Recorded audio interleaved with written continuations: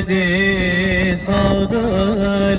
Arafat dağıda bir yüce dağdır. İnanın peygamber ölmedi sağdır. Ravzasına vardım, Gülistan bağdır. Seni ziyarete geldim efendim, bir nazar almaya geldim efendim. Sana gelirken beni görmüşler, yolumun üstüne pusu kurmuşlar.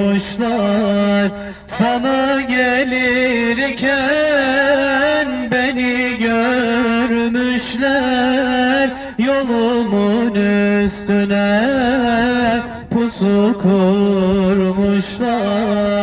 Hain nefsim can evimden vurmuşlar.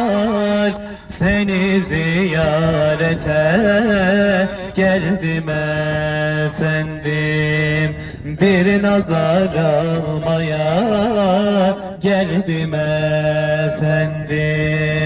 Hain nefsim can evimden vurmuşlar. Seni ziyarete geldim efendim, bir nazar almaya geldim efendim. Sana gelirken kolum kırıldı, çok ağladım, gözüm yaşım sel oldu. Sana gelirken kolum kırıldı, çok ağladım, gözüm yaşım sel oldu. Hain nefsim şeytan ile bir oldu.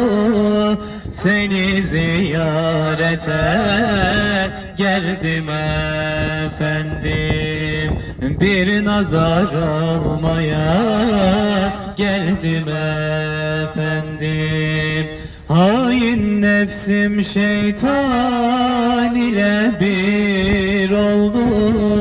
Seni ziyarete geldim efendim, bir nazar almaya geldim efendim.